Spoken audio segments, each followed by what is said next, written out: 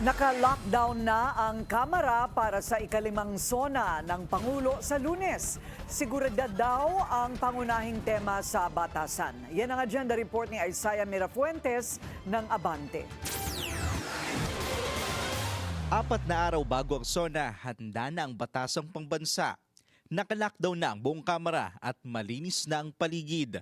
Kakaiba sa mga SONA sa mga nakalipas na taon dahil kung noon may pa-red carpet sa magkabilang north at south wing ng batasang pambansa, this year, bawal na ang red carpet at bawal na rin ang magarbong kasuotan. Magbabawas rin sa bilang ng guest sa SONA. Kung dati pwedeng isama ng mga mababatas ang kahit sino sa kanilang pamilya, ngayon asawa na lang ang pwede. Well, I am not really private kung ano yung actual na dahilan, pero siguro kasama na rin sa mga austerity natin this time. Bukod sa mga mambabatas, tanging mga guest at VIP na lang ang pwedeng makapasok sa plenaryo. Full force ang seguridad sa loob at labas ng batasan.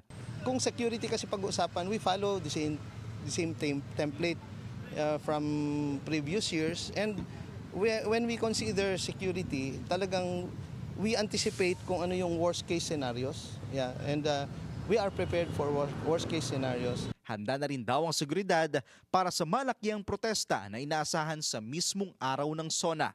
Para sa agenda, Isaiah Mirafuentes, Abante.